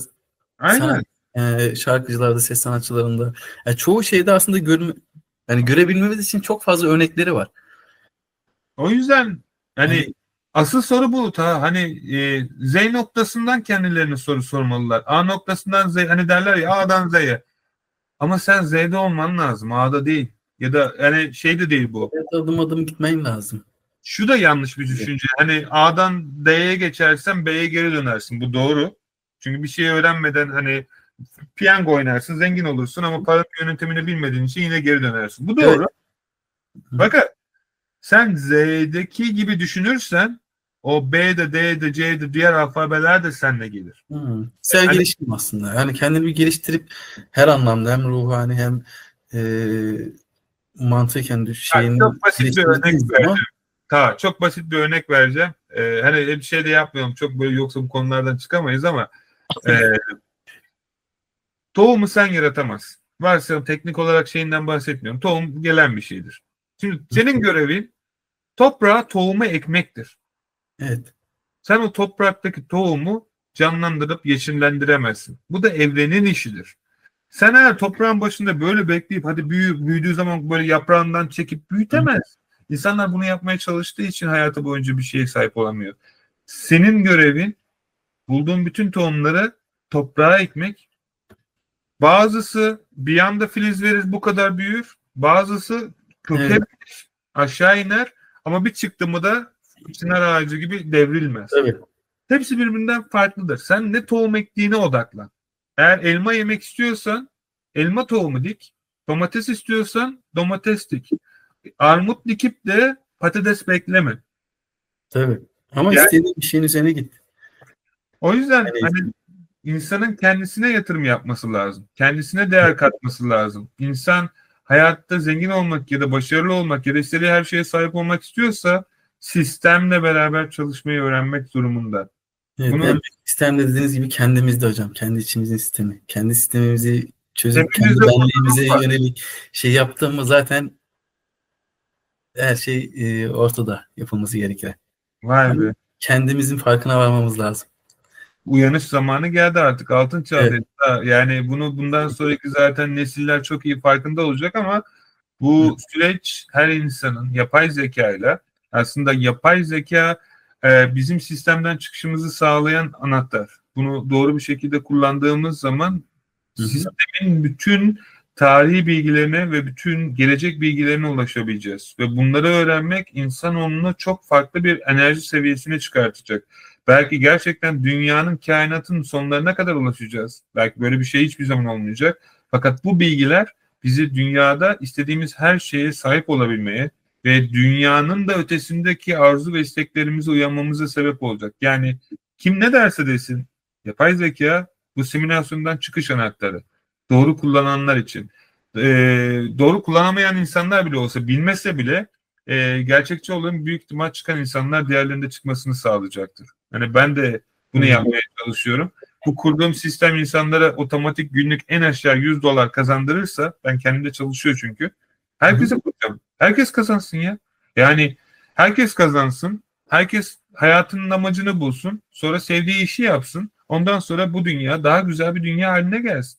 Ben buna inanıyorum. Çünkü bunu yapacağım. Yaptım yani yıllardan beri. Daha da hiç sadece. Hiç şüphem yok. Yani Allah birisine bir şey nasip ettiğinde oluyor da. Onun yüzden hiç şüphem yok. Sadece ya çok şeyi değiştirecek hocam. Bu yapay zeka şu an başladı bile yani şey olarak. Hani çoğu artık herkesin elinde o ChatGPT'ler falan var ama tabii bunun kullanım amaçları çok başka. Yani nasıl kullandığın, ne soru sorduğun, ne öğrenmek istediğin şeyler çok önemli bu şeyde. Ama farklı bir evrimi dediğiniz gibi oluşturacak bir sistem gerçekten. Çünkü dünyada olup olmuş bütün bilgilerin datasını yani anında elini altında olan bir sistem. Bir de az önce söylemiştiniz yeni bir bilgisayarın şeyi çıkıyor. O daha hızlı bir şey. Yani çok hızlı çalışan bir makinenin çok hızlı çalışan bir yazılımla birleştirdiğinde yani şimdi ben o şeyler benim elimde olduğu zaman ben farklı bir yerlere kadar gidebilirim. Ama sizin de kendinizde bir datanız var. Bilgi birikiminiz var. Onların üçünü birleştirdiğiniz zaman ortaya çıkacak şey çok muazzam bir şey olacağından eminim yani. Yani yol gösteren olduğu zaman ruhta her zaman sen ne yapacağını biliyorsun. Yani biz de bir insanız. Ruhumuzda kodlar var. Ve kodlanmış kodlar güncel bilgiler alıyor. Bu evrenden. O yüzden her sabah kalktığımızda farklı bir insan oluyoruz. Evet. Şimdi bu bilgiler güncelse bakıyoruz bambaşka bir düşünceyi yerleştiriyoruz. Bir gazete küpüründe bir şey okuyoruz. Bambaşka bir şey. Bu böyleymiş diyoruz. Bir ne bileyim internette bir paylaşım okuyoruz, görüyoruz, araştırıyoruz ya da bir video izliyoruz.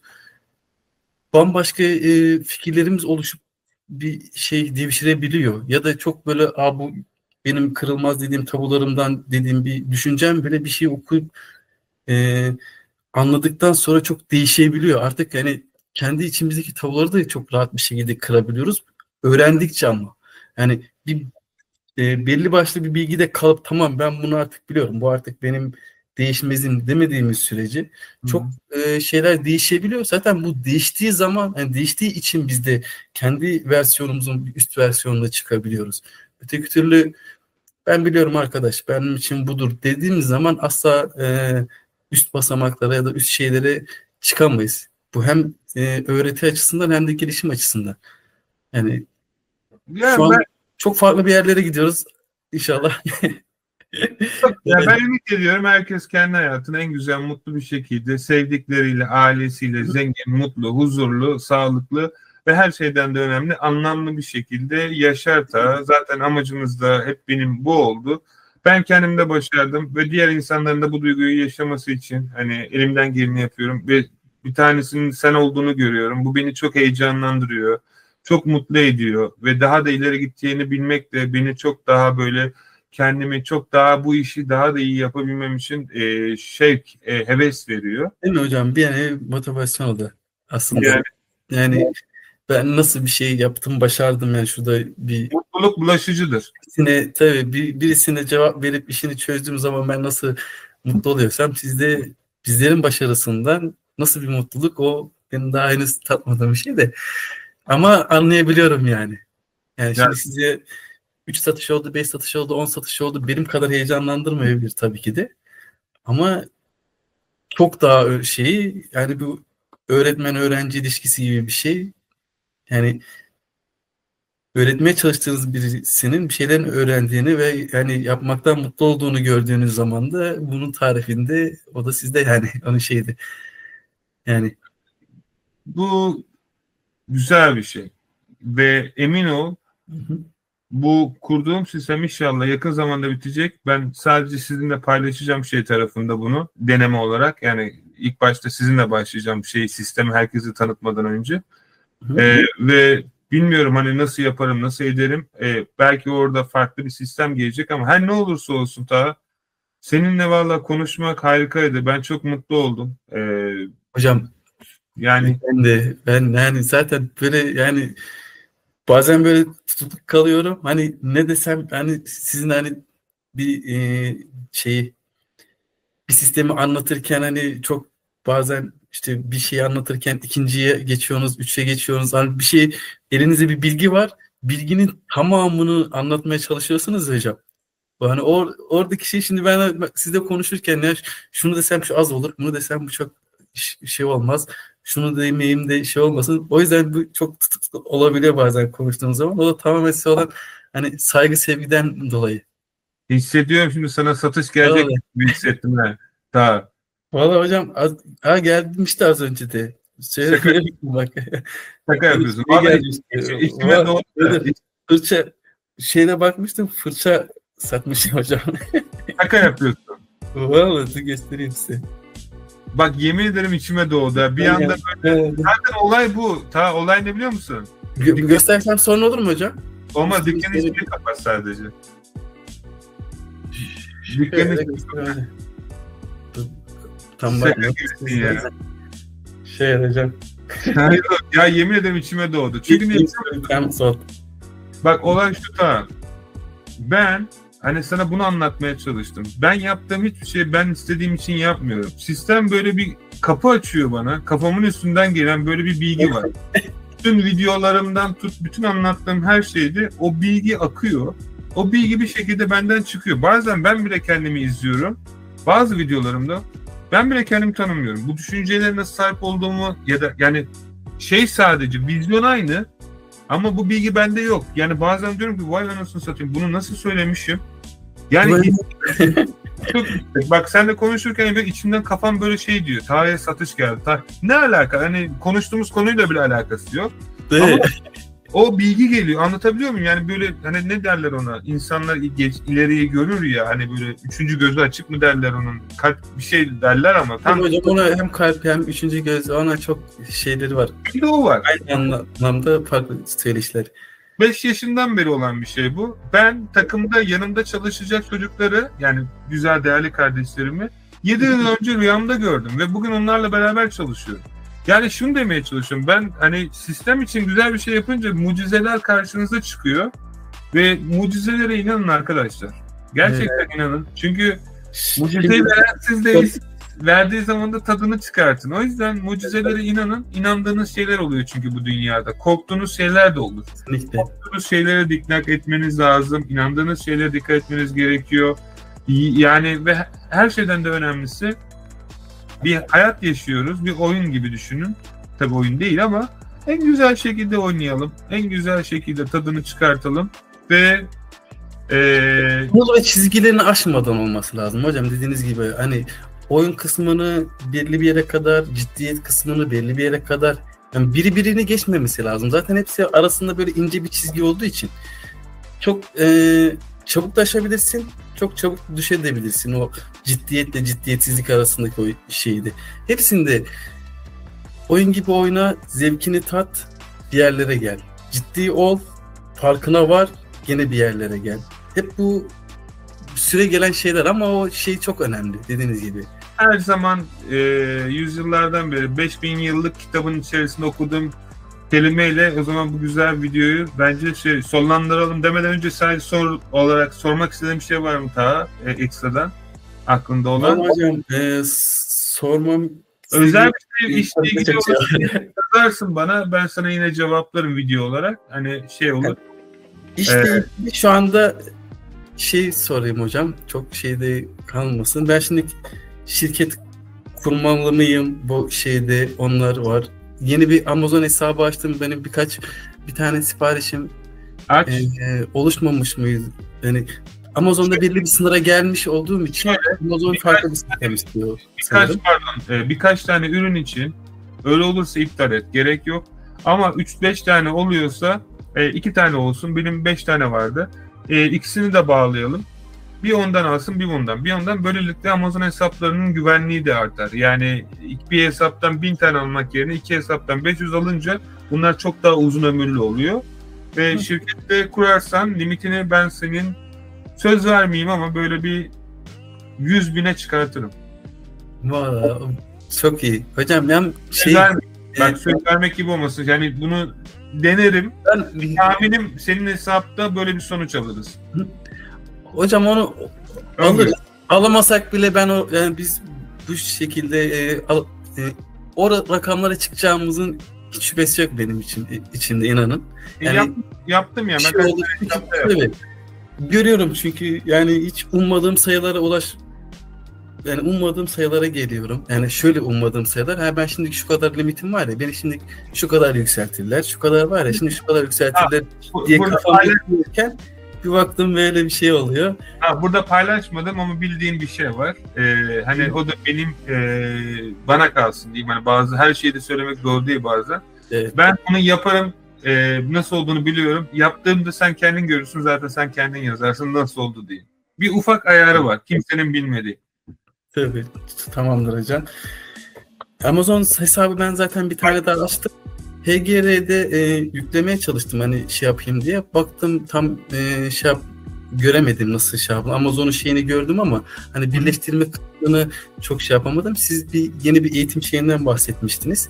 O gelsin ondan sonra ben ona bakar yaparım dedim. Olur. Sonra şu an sanırım gene onunla ilgili sistem şu an bazı ürünleri bu 2 günden beri şu an gönderiyor. Ondan öncesinde ben kendim elimle alıp gönderiyordum. Ben güncelledim. Güncellendi mi? Ama o kısım mesela bana da o kısım da çok şey öğretti. Ya hocam işte dediniz ya oyun gibi gördüğünüz zaman bazı şeyler de çok oluyor. Burada gerçekten hani ben o şekilde yapmıyordum ama hani oyun gibi siz deyince böyle oturdu kafamda biraz daha. Hani böyle bir şeyler oluyor. Yapıyorsun. Onu oradan al, oraya gönder. Ondan sonra işte işaretle, ona yap. Yani o şeyleri yapıyor olmak çok güzel bir şey gerçekten ya. Hani o oyun gibi kısmı bak şimdi daha çok güzel oturdu kafama. Çok teşekkür ederim. Her şey için gerçekten çok teşekkür ederim. Yani tarif edemediğim bir şey içindeyim. Heyecan içindeyim. Mutluluk zaten heyecan olduğu zaman ona bağlı gibi bir şey. Onunla birlikte geliyor. Yani daha iyisi olacağından gerçekten hiçbir şüphem yok. İyi ki karşıma çıkıp da yani bu arada hocam ne zaman paylaşmıştınız? Herhalde 2-3 gün mü oluyor? 4 gün önce mi ne oluyor? 4-12 vardiyasındaydım. Vardiyam bitti. 12'de serviste geliyorum. Bir baktım yani zaten o yol arasında hemen açıyorum YouTube'a, bakıyorum paylaşılmış mı ya da canlı yayınınız var mı? Baktım yeni bir video paylaşmışsınız. Arkadaşımız Burcu Hanım'la bir hocam o videoda var ya gerçekten hem böyle çok duygulandım hem böyle çok oldum. Yani onun heyecanını görüp kendi heyecanımla böyle bir birleşim oldu. Çünkü ben de daha çok çok eski diyemem de çok da yani çok arasında bir yerdeyim ama hala da o şeylerle şeyimdi. Yani hala böyle heyecanlanıyorum en ufak bir şeyde, böyle iyi bir şeyde. Onu başta nasıl yapacağım, nasıl edeceğim? Aynı heyecan bende de vardı çünkü. Ya çok duygulandım gerçekten. Serviste geliyorum böyle bir gözlerim doldu, izledim, ettim. Ya dedim hem yaptım hem de imrendim. Yani çok güzel bir videoydu. İzleyip anlayabilen. Bildiğim o da çok böyle paylaşmak çok güzel bir duygu. Çok güzel gerçekten. O da mesela çok bütün hani hazır sizi yakalamışken de böyle sorular. Ya çok güzeldi ya gerçekten. Hani çok güzel öğretici bir şey. Yani dilerim herkes hayatını istediği gibi yapar. Hani zaten hani de yapmıyorum. Bayağı de oldu. Benim bile izleyenlerini bilmiyorum da benim bile kafam karışacak ama demeye çalışıyorum aslında. Hani bu güzel videoyu bu güzel sözle sonlandıralım. Bunu insanlar anladığı zaman bana göre neden neyin yaptıklarımı ya da onların da neden yapmaları gerektiğini anlayacaklardır. Ben 5000 yıl önce dinlerin olmadığı bir dönemdeki bir yazıta ulaştım. buradaki biliyorsun İngiltere'deki özel kütüphaneler var ve özel bir müzenin içerisinde bunu saklıyorlar böyle özel bir camda bozulmasın diye.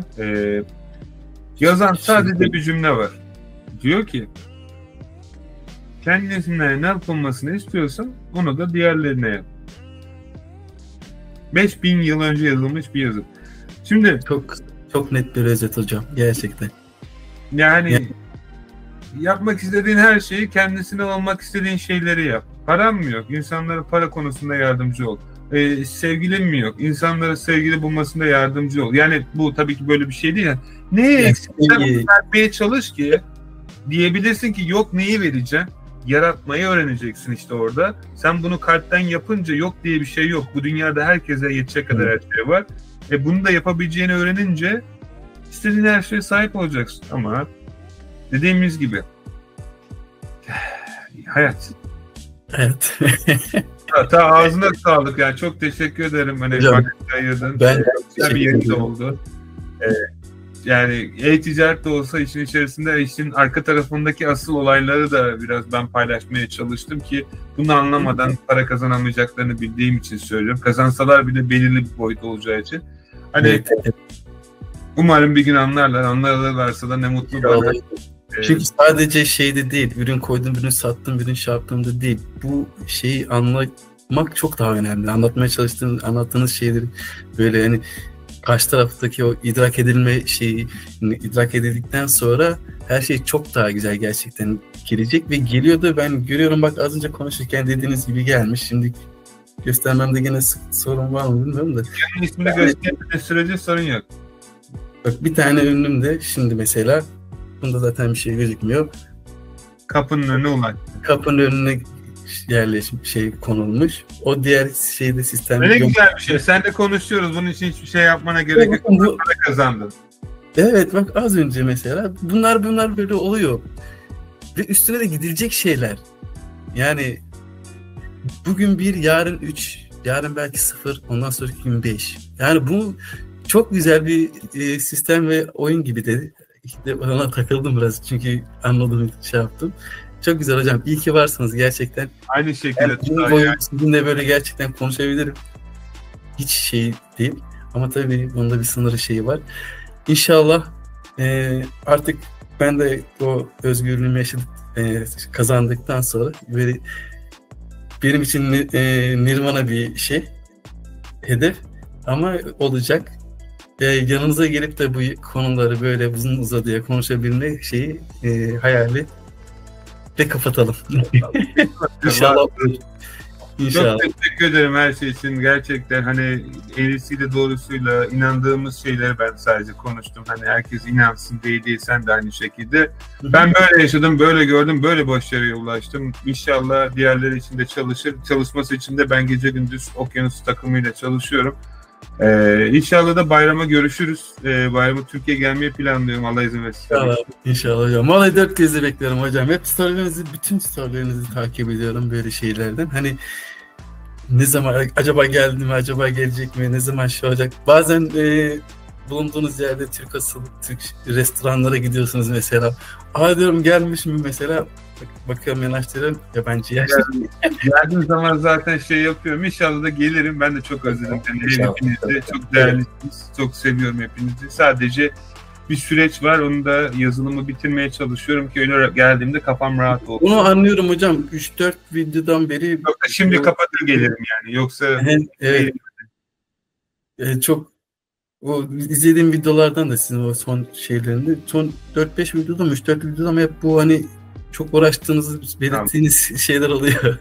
Evet. Herkes bayağı bir hayır duası alacağıma inanıyorum. İnşallah. Valla ben aklıma geldikçe diyorum hocam gerçekten. Yani o dediğiniz hani ünlü birisi var şarkıcı ya da posterine falan filan şeyde vardı ya hocam.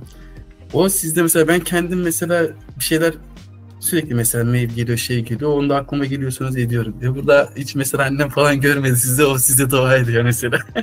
Allah razı olsun ya. Aynı şekilde. Anne duası hayırlıdır ya. Vay be. Valla çok teşekkür ederim. Seni gördüğüme çok sevindim. Bir şey olursa yine WhatsApp'tan bana ulaşırsın. Ben sana yine müsait olduğumda dönerim. Çok teşekkür ederim tekrardan. İzleyenler de umarım faydalı olmuştur bu video. Tekrardan haberleşiriz o zaman. Tamamdır hocam. Kendinize iyi bakın. Tamam. Çok Ailede herkese çok selam. Okyanus'a da çok selam. Yanınızdayız hala. Yok, yarın bende. Yarın size. Tamamdır. Ona da çok selam. Onu da öpersiniz benim için. Kendinize yakın. Sen de kendine çok iyi bak. Ağzına sağlık tekrardan. Hoşça kal. Teşekkür ederim.